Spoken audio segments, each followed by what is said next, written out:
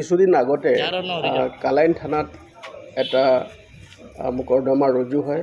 মোকৰ্দমাটো যিজনে মোকৰ্দমা দিছিলে মানুহগৰাকীয়ে আমাক জনায় যে তেওঁৰ নিজৰ এগৰাকী ছোৱালী, নাবালিকা ছোৱালী, তাইক চাকৰিৰ প্ৰলোভন দি এটা চক্ৰই ইয়াৰ কালাইন অঞ্চলৰ পৰা লৈ গৈছে আৰু লৈ যোৱাৰ হায়দৰাবাদলৈ লৈ যায় আৰু হায়দৰাবাদত লৈ যোৱাৰ পাছত সেই ছোৱালীজনীৰ কোনো সংসূত্ৰ পোৱা নাই।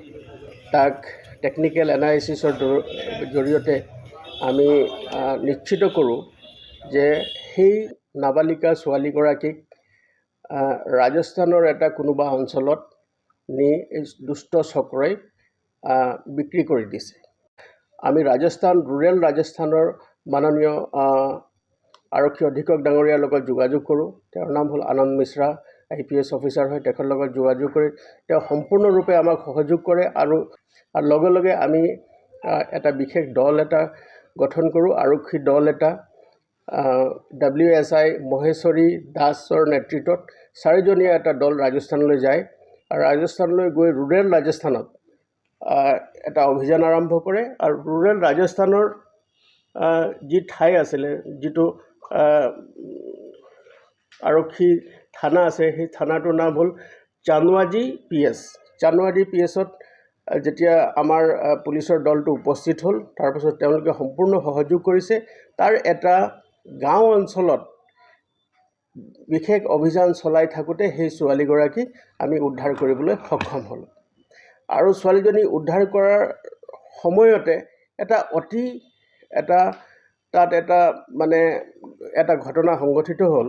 সেই ঘটনাটো হৈছে যে আমাৰ অসম আৰক্ষীৰ যি ইউনিফৰ্ম আছে, সাজ পোছাক আছে দেখি ওচৰৰে ছোৱালী এজনী দৌৰি আহিল আৰু দৌৰি আহি তেওঁ আমাৰ যি ইনভেষ্টিগেশ্যন অফিচাৰ আছিলে WSI মহেশ্বৰী দাসক তেওঁ লগ ধৰি হাতত ধৰি কৈছে যে তাইকো কোনোবাই নি সেই অঞ্চলত বিক্ৰী কৰি থৈ গৈছে, গতিকে তাইক উদ্ধাৰ কৰি লৈ যাব লাগিব।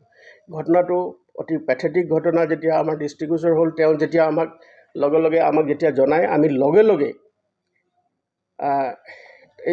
সেই মহিলাগৰাকীৰ বিষয়েও আমি তদন্ত আৰম্ভ কৰোঁ। তেওঁ খবৰ লওঁ আৰু গম পালোঁ যে সেই মহিলাগৰাকী শ্ৰীভূমি জিলাৰ পৰা তাত কোনোবাই লৈ গৈ দুষ্ট চক্ৰই তাত বিক্ৰী কৰি দিছে। আৰু লগে লগে আমি এই সংক্ৰান্তে তেওঁ যি আৰক্ষীৰ যি বিষয়া আছিলে তেওঁক জনাওঁ ৰাজস্থানত, আৰু লগে লগে তেওঁলোকে আমাক সহযোগ কৰে। আমাৰ শ্ৰীভূমিত আমি যোগাযোগ কৰোঁ আৰু তাৰ পৰা আমি তথ্য লাভ কৰি সেই ছোৱালীজনীকো লগত লৈ তাৰ মাননীয় আদালতত আমি তেওঁলোকক প্ৰডিউচ কৰোঁ। আৰু প্ৰথম মহিলাগৰাকীক লৈ গৈছিলে আৰু তাইক বিয়া পাতি লৈছিলে সেই একিউজজনৰ নাম হ'ল লীলাৰাম। সেই লীলাৰামকো আমি ধৰিবলৈ সেই সময়তে সক্ষম হ'লোঁ। তেওঁ ৰাজস্থানৰ, তেওঁৰ ঘৰ হ'ল মানপুৰা, ৰাজস্থান তেওঁৰ ঘৰ। তেওঁকো আমি ধৰিবলৈ সেই অভিযান কালতে আমি সক্ষম হ'লোঁ। গতিকে একিউজ আৰু দুইগৰাকী আমাৰ যি ভিক্টিম মহিলা, তেওঁলোকক উদ্ধাৰ কৰাৰ পিছত মহিলাগৰাকীক স্বাস্থ্য পৰীক্ষা কৰাৰ পাছত তেওঁলোকৰ পৰিয়ালবৰ্গৰ হাতত মহিলাগৰাকীক আমি যি আইনী ব্যৱস্থাৰ মতে আমি অৰ্পণ কৰিছোঁ। মহিলা সৰবৰাহকাৰী এই চক্ৰটোৰ চলাই আছিলে, তেওঁলোক বৰ্তমান পলাতক অৱস্থাত আছে আৰু ৰাজ্যৰ বাহিৰত আছে। গতিকে তেওঁলোকৰ বিৰুদ্ধে আমাৰ দ্ৰুত তদন্ত চলি আছে আৰু মই আশা কৰিছোঁ খুব শীঘ্ৰেই আমি তেওঁলোককো আইনৰ আওতাত আনি কঠোৰতম আইনগত ব্যৱস্থা ল'বৰ কাৰণে সক্ষম হ'ম।